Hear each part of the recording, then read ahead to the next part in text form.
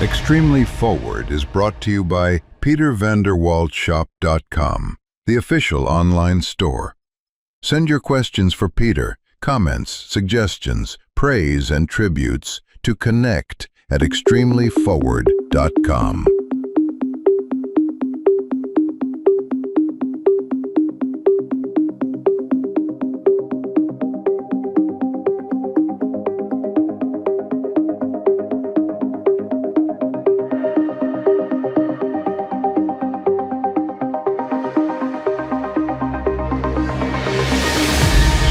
Extremely Forward is brought to you by PeterVanderWaltShop.com, the official online store.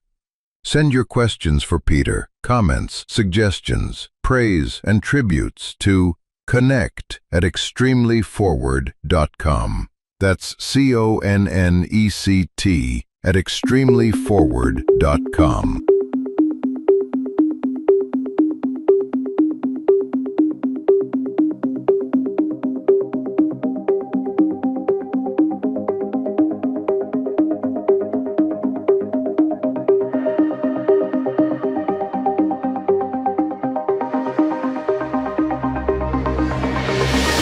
Extremely Forward is brought to you by PeterVanderWaltShop.com, the official online store. Send your questions for Peter, comments, suggestions, praise, and tributes to connect@extremelyforward.com.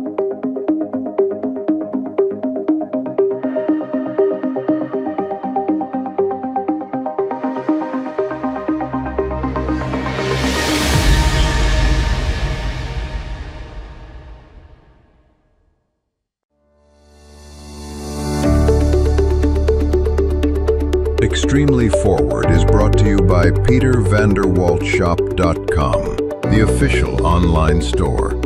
Send your questions for Peter, comments, suggestions, praise, and tributes to connect@extremelyforward.com. That's CONNECT@extremelyforward.com.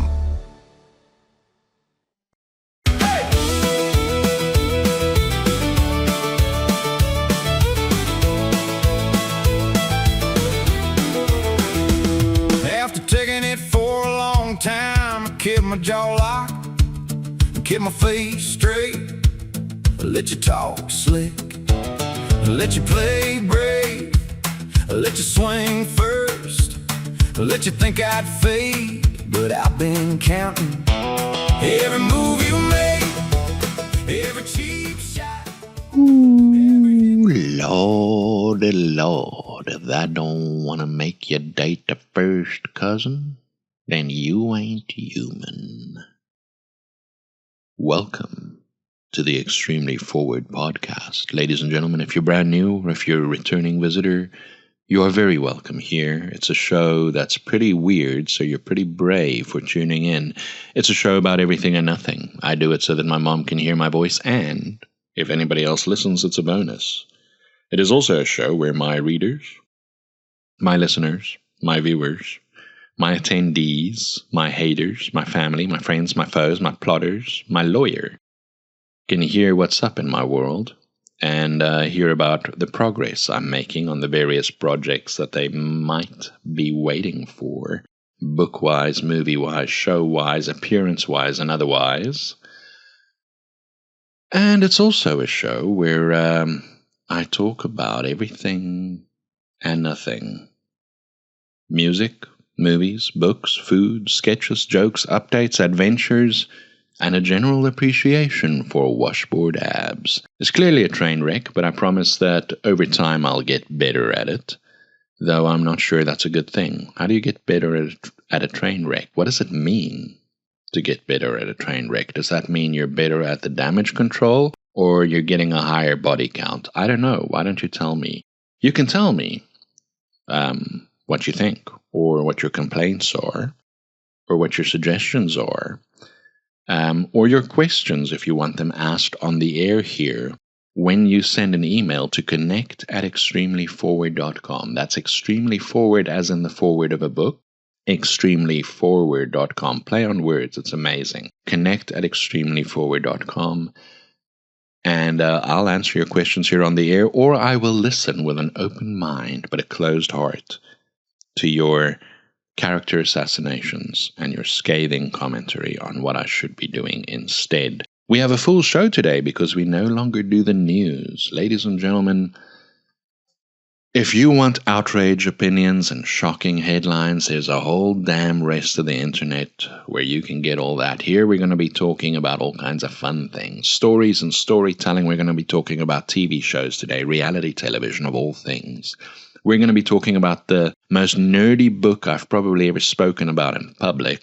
We're going to be talking about a brand new international and universal hero of mankind. We're going to listen to corporate propaganda from this episode's sponsor, and we're going to celebrate life and oppose all death cults of all kinds when we do some cracking Hebrew hip hop.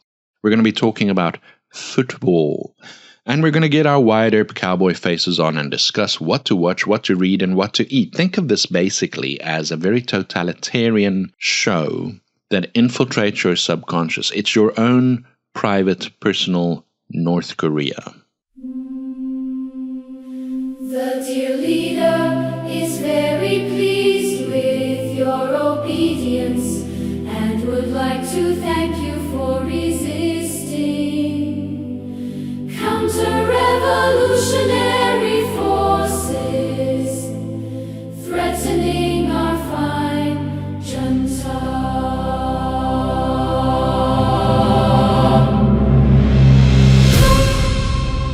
First, let's answer questions from some of our listeners. You can send your questions, by the way, and we're running out, so you better send them fast and hard to connect@extremelyforward.com. It's time for audience questions, where the world's best readers and viewers tell Pete what they want to know. Joe from South London wants to know which football club you support. Oh, and they're trying to get me in trouble, is what they're trying to do, Brian. It's a very English thing, isn't it?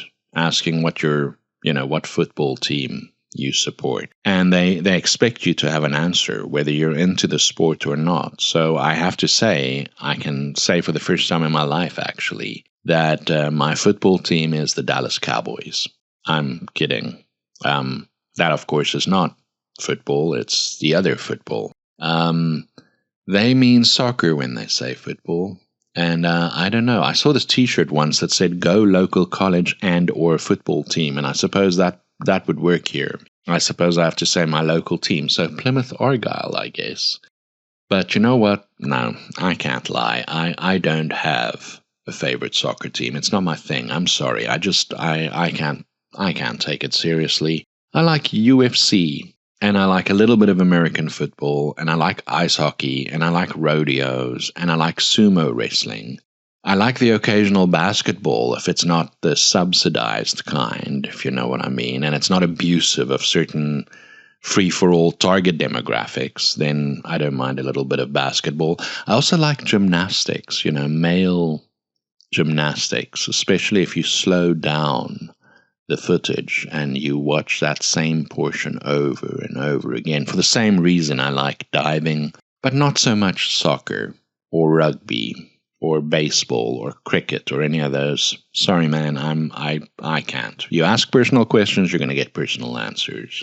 Dean asks if you ever have or will endorse a political party or a politician. I'm trying to be nice and non-threatening and appeal to the masses, and all you people do is drag me into sex, religion, and politics.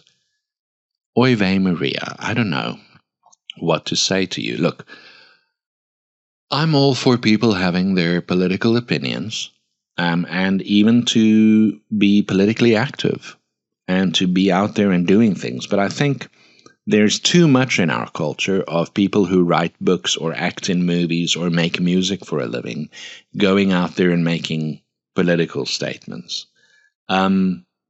It's not that you're not entitled to have these political opinions when you're a person who works in the entertainment and the arts industry. It's just that for some reason, the implication is that people have to take your opinions more seriously. What does it matter who I vote for? You know, I'm as dumb as everyone else. And you don't have to get my blessing to believe what you believe, nor do I think that my opinion is particularly exalted or informed because I'm entertain people for a living. I'm a clown. I'm a jester. Why would you care what I think? If I want to know where to invest in the stock market, I don't go to a country musician, you know.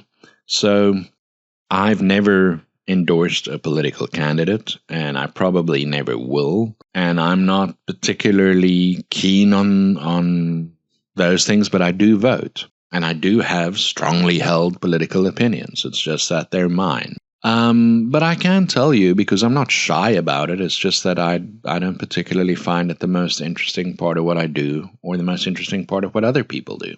So I'm mainly, I would suppose, I'd say you'd call me a libertarian. I'm a kind of a live and let live kind of guy. However, if other people don't want to let you live, then I don't think you can just let that pass. So for that reason, I suppose I skew more towards the small c conservative. My social values was formed in a kind of a very strict kind of Calvinist upbringing, and I can't escape this no matter how many revolutions, personal revolutions and liberations I undergo as a human being. I will always vote in every location and every opportunity. I will vote for a smaller, weaker government.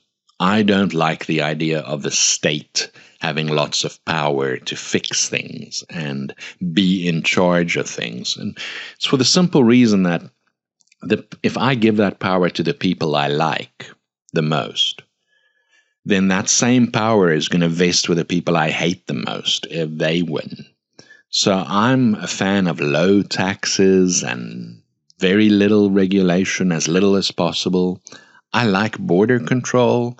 I like enforcing contracts. I like keeping innocent people safe from predators through good policing and law and order and strict sentencing and stuff like that. But I'm not a fan of all these ambitious designs of how the quote-unquote leaders who get into their position by winning a popularity contest every couple of years.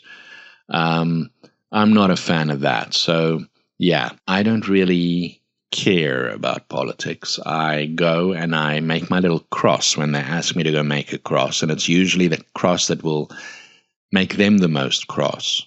Smaller and weaker, that's my political slogan. At every opportunity, I want to limit the size, scope, scale, and power of government.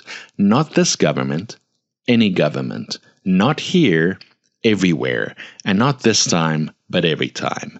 So you can probably make up your mind about how I will vote given in any given election, knowing that about me.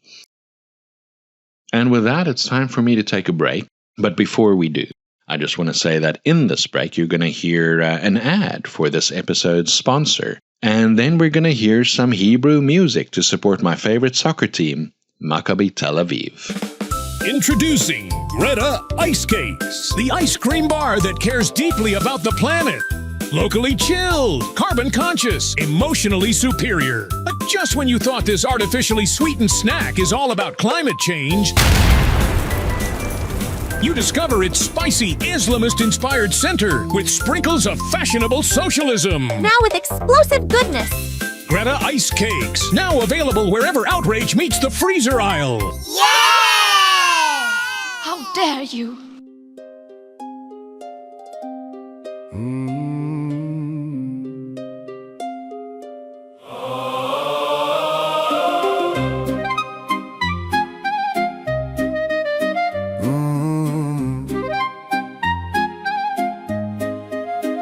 אני קם עם האור על הרצפה של המטבח, קפה קטן, חלון פתוח והלב שלי נפתח. יש כתם של שמש על השולחן הישן, ואני אומר תודה על כל דבר קטן, כי יש לי עוד צעד ועוד נשימה, עוד חיוך אחד שנשאר לי בפנים. אני אוהב את החיים, אני אוהב את החיים, עם כל מה שבא אני נשאר כאן בפנים. אני אוהב את החיים, אני אוהב את החיים, גם כשקשה לי קצת אני חוזר לשיר.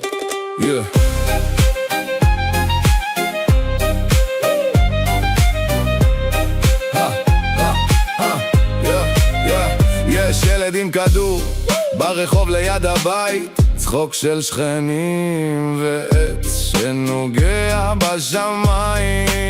אני אוסף רגעים כמו צדפים בכיס, כל מה שפעם כאב היום נהיה לי שיר, כי יש לי עוד צעד ועוד נשימה, עוד חיוך אחד שנשאר לי בפנים. אני אוהב את החיים, אני אוהב את החיים, עם כל מה שבא אני נשאר כאן בפנים. אני אוהב את החיים, אני אוהב את החיים, גם כשקשה לי קצת אני חוזר לשיר, ואם הלילה יורד אני לא ממהר, יש לי לב פתוח ויש לי על מה לשמור. עוד שמש על המרפסת, עוד רוח על הפנים, עוד פעם להגיד אני כאן, אני חי. אני אוהב את החיים, אני אוהב את החיים, עם כל מה שבא אני נשאר כאן בפנים. אני אוהב את החיים, אני אוהב את החיים, גם כשקשה לי קצת אני חוזר לשיר.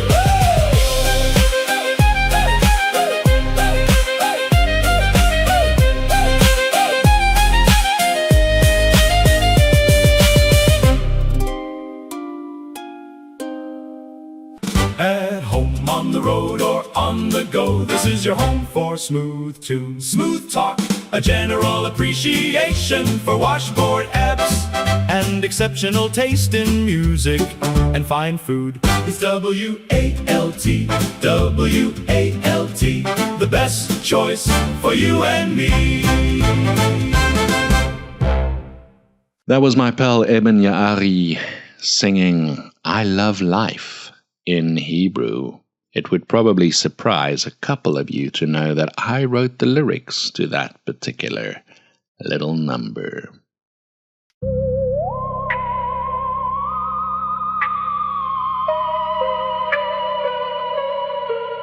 If there's a show we want to know, should we go or was it a no-no? Well, it's time to talk about shows and movies and things, and today we're going to talk about something we don't often talk about, or something I don't often talk about, I should say. You know, I refer to myself in the plural, but it's not because of I have a big ego, it's more that I have a big ass.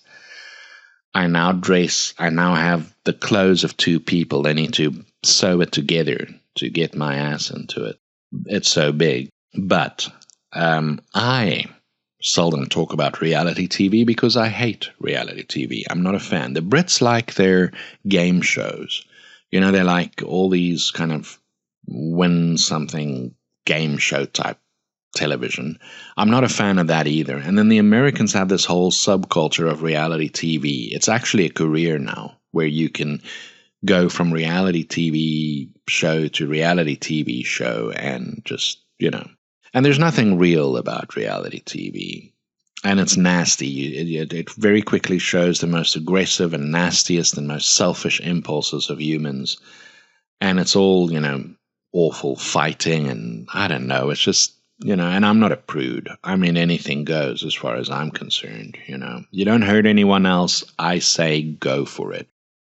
So I'm definitely not a prude, but I just don't like it's almost like a kind of a pornographic vulgarity that these shows have around themselves. You know, like, oh, you stole my man, and that kind of chimping out behavior, which I really don't care for. But I was at my gathering with the older gentleman the other day, and my good friend Stephen Perrin there, who played the bad guy in Invisibles, even though he's nothing like that character and is a very sweet and lovely man. He recommended the show to me. It was on Netflix, and I was unaware that it was on Netflix because the algo wouldn't dare suggest it to me because they would be afraid that I'd cancel my service because I don't watch this kind of stuff usually. But I'm glad I found it. It's called The Boyfriend. It's on Netflix, and it's a Japanese reality show. It's about a couple of gay guys that share a house, and then they form friendships and supposed to hook up and whatever in it.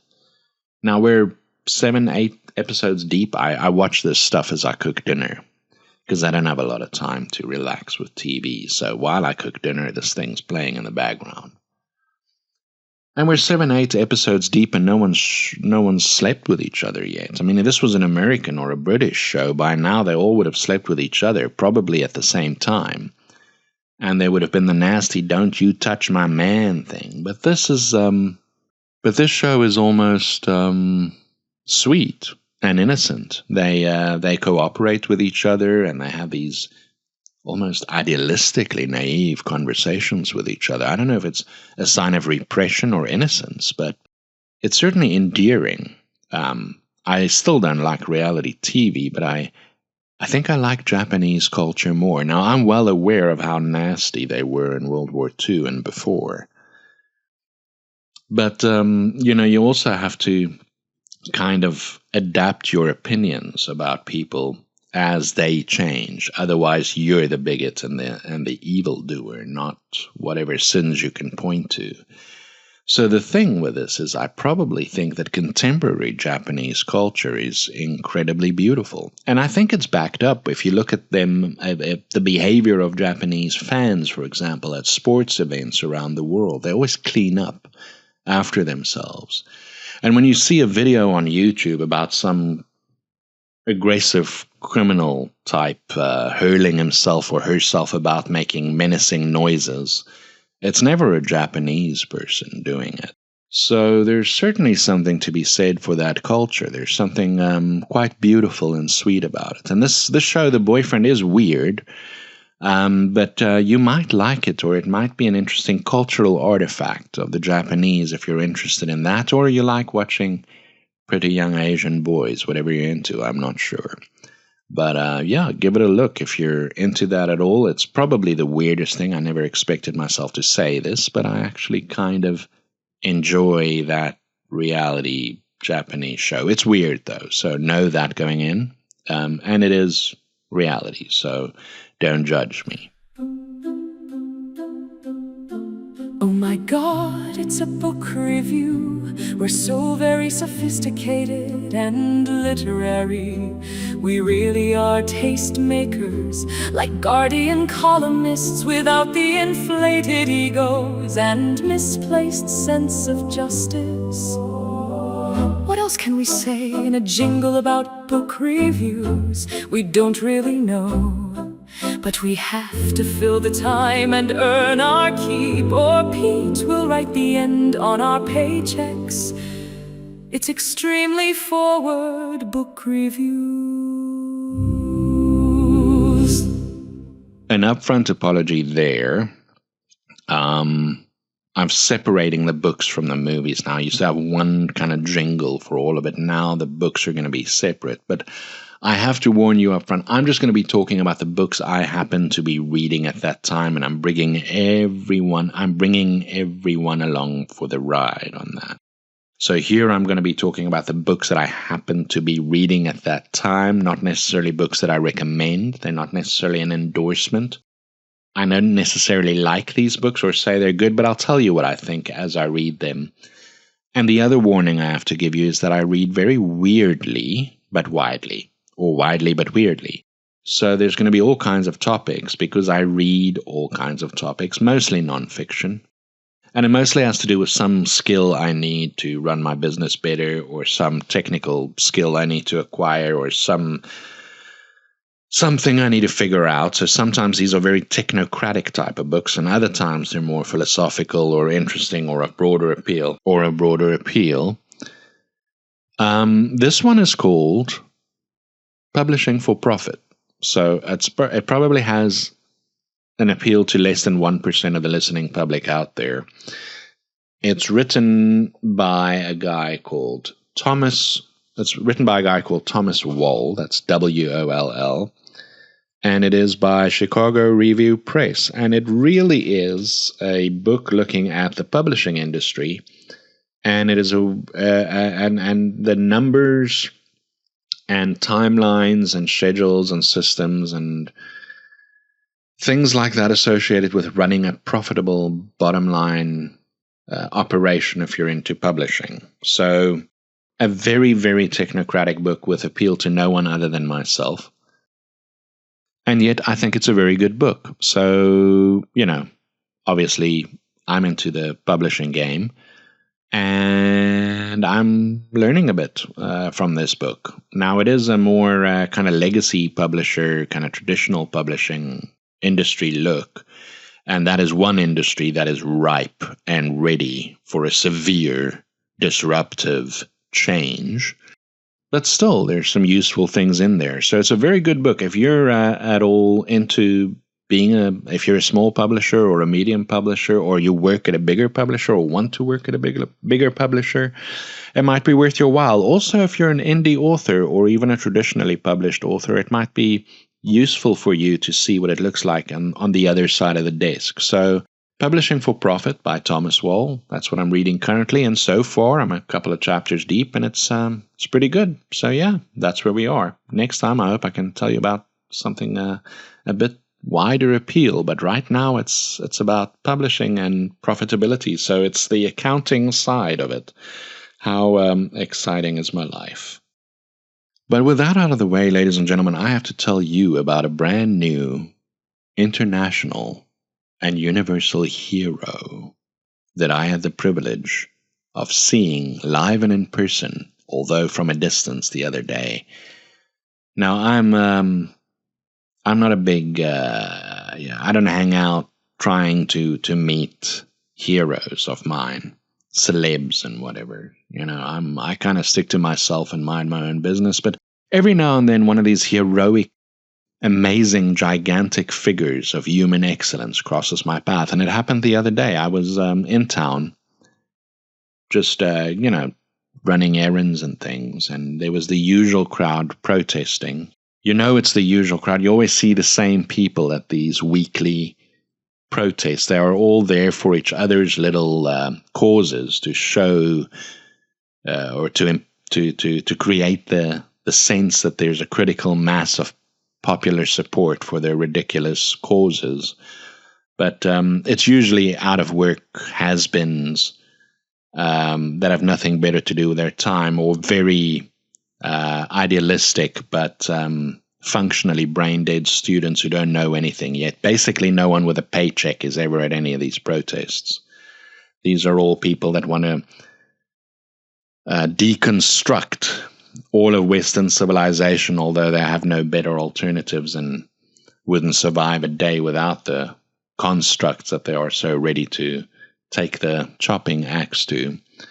And they were out harassing people the usual way. They're there and then they hand out they have these pathetic little tents where they stand handing out their stupid mass-produced pamphlets that's paid for by their donors. And they were harassing people as usual, telling them, join this cause or join that cause. And there was this little old English lady, fragile little Rose, walking there with her walking stick to the shop, and she got the trolley, and she could put the stick away once she had the trolley because she could lean on the shopping trolley, And she was about to go into the store when one of these activist types was shouting at her, about some ridiculous made-up statistic about children dying in some part of the world where people are always jumping at each other. I don't want to mention the cause because, people love their causes and they get irrational when you don't immediately agree which is what this activist was counting on and was saying to the little old lady, you know, throwing some stat at her, you know how many kids died? And this little old British bat simply turned her face and looked at the activist and said, "I don't care." And in that moment, she became my personal hero. Now, I never interacted with her, but I got to see this, and so I made up a name for her. I call her Mrs. Cartwright because she was pushing a cart, and she seemed to me, at least, absolutely just right.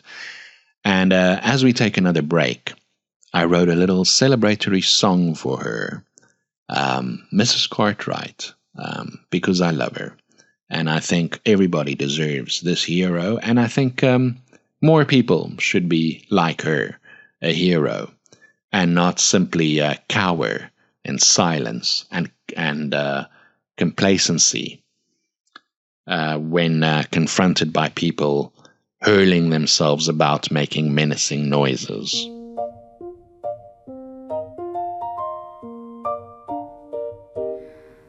Mrs. Cartwright in her flowered coat got her list in the front seat fold. Specs from the shop, then the electric bill. Milk from the corner, same route still. She don't want speeches on the square, no one with a clipboard stopping her there. She wants her change and her plastic bag, and a quiet morning, not a flag. But every time they block her lane, she gets that fire in her eyes again. She says, "Not today, not in my town," and she plants both heels right down.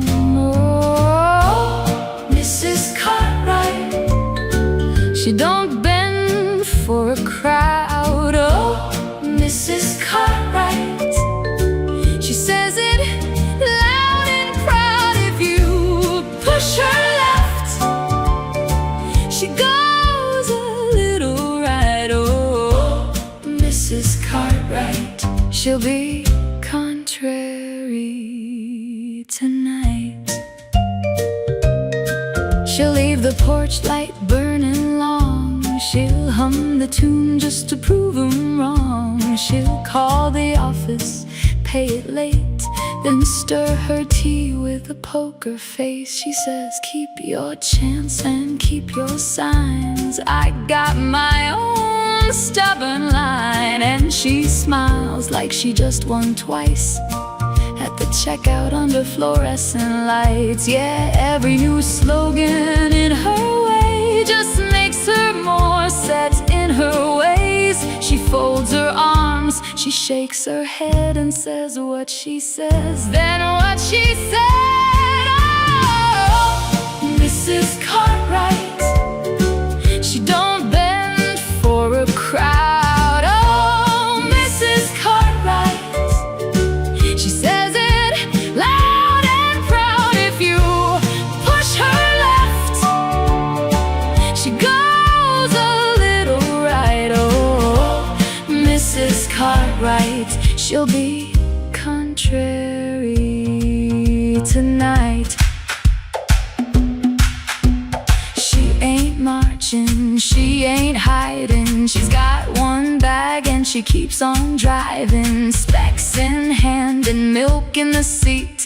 Whole world's arguing on her street. Oh, Mrs. Cartwright, she don't bend for a crowd. Oh, Mrs. Cartwright, she says it loud and proud. If you push her left, she goes a little right. Oh, Mrs. Cartwright, she'll be contrary tonight. Oh, Mrs. Cartwright. Ooh, Mrs. Cartwright.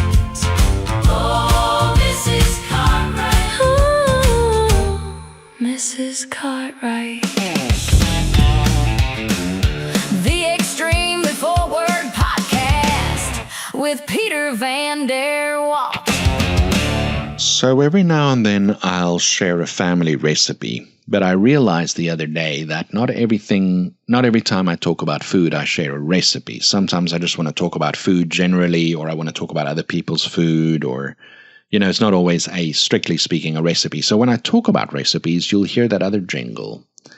But I have a brand new jingle today for our brand new section on food. It's not recipe talk, it's just a food section. And today we get to hear that for the first time.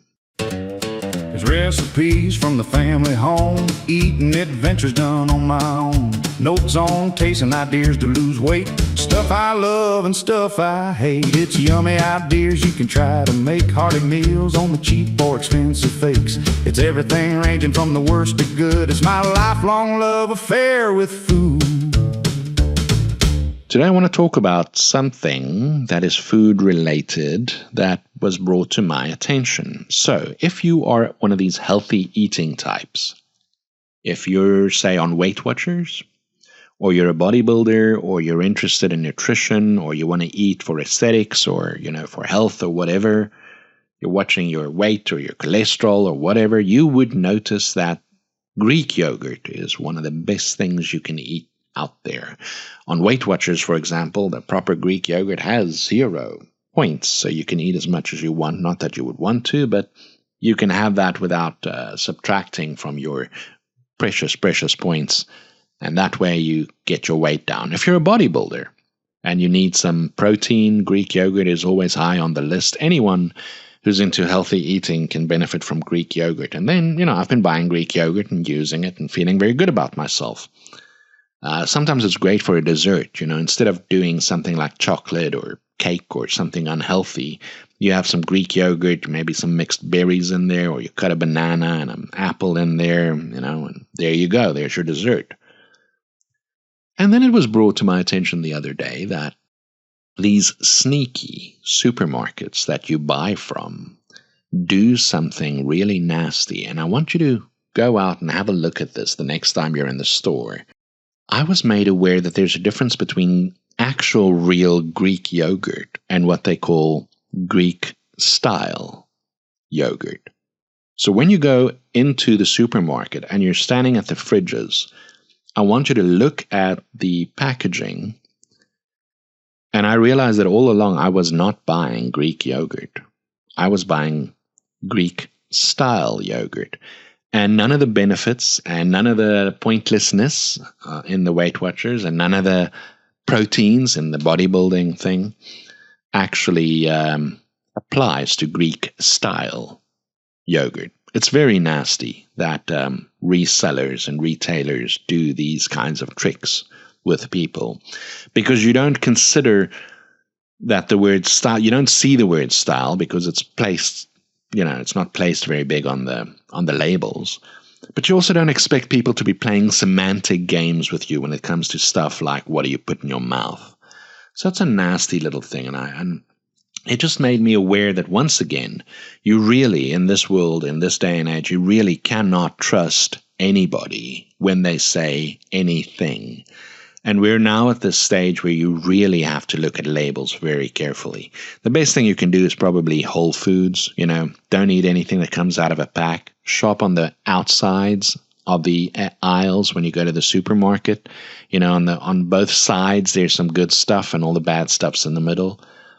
Don't do the things that are packaged and processed. Get the regular stuff. But even if you try to do that, make sure you look at those labels, because they'll Greek style you. Trying to sell you stuff that's not good for you. Interesting thing. So be aware of the difference between Greek yogurt and Greek style yogurt. I was shocked when I found out. I don't know, maybe you knew this. I didn't. And then I suppose it's time for the progress report. Stardate 1900 and 2026. Majesty's replacement copies have finally shipped from the printer. We'll have new stock available very soon. Good news on that. At the same time, we'll make the paperback available as the hardcover becomes available, so that we can start getting the paperbacks out to people as well. As soon as it hits our warehouses, you'll be able to buy either hardcover or paperback Hardcover, of course, is available only in the UK, the USA, and Canada at this point. Paperback is available also in Australia and New Zealand. Ebook will be following a month later. That will be available worldwide, except if your economic bloc tries to muscle me with too many regulations, although I've never been a subject of theirs, in which case you can buy it when you emigrate or go for a holiday somewhere sane.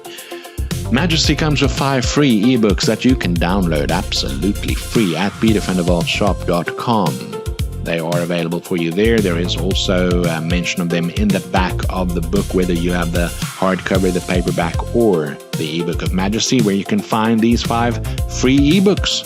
It's world-building books, gives a little bit of detail on the history, the timeline, the noble families that you find in the book Majesty. Creative projects currently involve screenplays and putting together the brand new Mind's Eye Theatre live show, which should be kicking off here in the United Kingdom very soon. There's also the new road shows will be approaching. As soon as our warehouses are stocked with the new stock of Majesty, we will kick off the new road shows, and they will commence around the nation here. And that's it for the updates. So I record the show on Fridays, and then it airs on the Monday, and then on the Friday I talk about what I'm going to do the Sunday, but you don't hear what I do until the Monday. Now this I do so that I can go and live my life without being hounded by weirdos. So by the time you hear what I plan to do, it's already happened and it's over. But you will also hear that very often I've changed my mind, or plans have changed, or things didn't work out the way I thought they would. So we didn't do the Dawlish Walk. Instead, we went to go see our old boys' network, the social club with the older gentlemen. It was lovely to see them again and chat with them. And that's where Stephen told me about the Boyfriend Show on Netflix. So yeah, we went there. The last time we had to cancel because I was just, I think, too tired or too busy. I can't remember which. This week there was quite a busy week here in Plymouth. We had, of course, the British Fireworks, the National Championships. The British Fireworks Championships was here in Plymouth on Wednesday and Thursday night. Now, you can watch some of this, or maybe all of it, online. It's quite a show if you haven't seen it before. If you like fireworks, it was something. It certainly is something. It's artworks, these temporary artworks in the sky, and it's quite amazing. This year they also had a drone show, which was new and very interesting to watch. So it's always fun. Thousands of people turn out. It's very much a carnival kind of atmosphere. So you go out and there's all these joy rides, and there's a scary, spooky ghost house thing ride that you can take, and there's burgers, and there's candy, and it's like a country fair kind of vibe. Thousands of people, you sit down, you watch the show quite late at night, and then you get to go home. So that happened this week, and I was privileged to see it once again. This weekend we might go to Bovisand Beach, which is quite close to Plymouth here. We'll take the bus out there and spend a little bit of time with our footsies in the sand and in the seawater. It's always nice to take that rest. Of course, we are super busy doing everything, but it's always good to take an adventure once a week, or go do something fun, or go explore the world. So there's lots of nice little beaches around, and I think Bovisand Beach is calling my name this week. That's enough, don't you think? That was enough. I mean, for this episode, I don't know what else you want. I mean, I give and I give and I give, I'm so worried about World War III, that I never think about World War Me, So I really am experimenting, tweaking, tucking, and twerking to make this show better. So any suggestions, comments, questions would be welcome. Of course, you can send that to connect@extremelyforward.com, connect@extremelyforward.com. If you ask your questions there, you can use your real name or a nickname so that I can ask it and answer it on air here. You can catch us on YouTube, where I think, no, it's not actually. The most people don't listen to us on YouTube, but YouTube is big, and we love YouTube, and there's lots of people who choose to listen on YouTube and watch. Even though this is an audio-only show, we try to put some interesting visuals up for you. But yeah, there's YouTube where you can watch us. You can also watch us on Rumble in case the commies cancel us. Free speech platform Rumble. We are there and we will stay there as well. And of course, if you just want to listen to the audio, which would make sense, this being an audio show, if you want to go to the audio platform Spotify, you can hear us there. Extremely Forward on any of those three platforms. Our next show is the 24th of August, Monday the 24th of August at 7 o'clock again, London time, on all three platforms. We'll be listening to Alice Plain again, singing Fed Up. Returning favorite Akasha tells us why she always chooses love.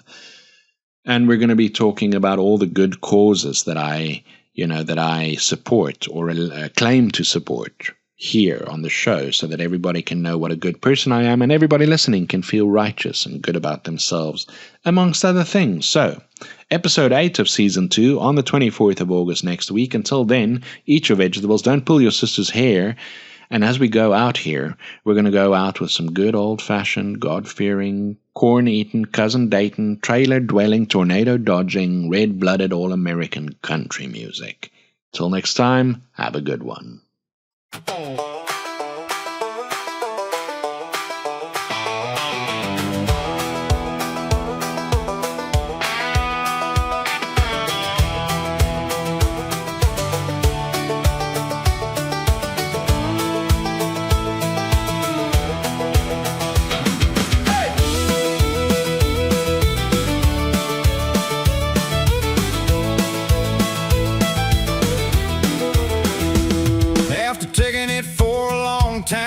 Keep my jaw locked, keep my face straight, let you talk slick, let you play brave, let you swing first, let you think I'd fade, but I've been counting every move you made, every cheap shot, every hidden blame, every grin you wore when you crossed the line.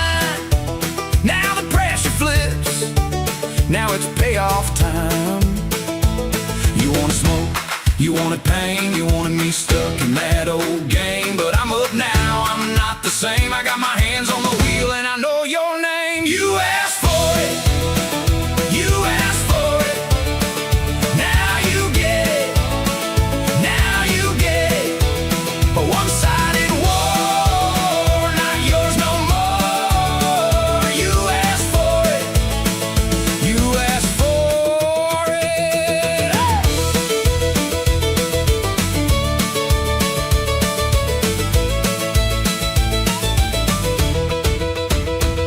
You keep acting like I won't bite back, like I won't turn every lie black, like I won't send your whole mask cracking, like I won't make the whole room asking why you're so quiet, why you look pale, why your big talk always sounds frail. I was the lesson you never learned, now I'm the match in your sideburn. You wanted smoke, you wanted pain, you wanted me stuck in that old game. But I'm up now, I'm not the same. I got my hands on the wheel and I know your name. You asked for it, you asked for it. Now you get it, now you get it. A one-sided war, not yours no more. You asked for it, you asked for it. Hey!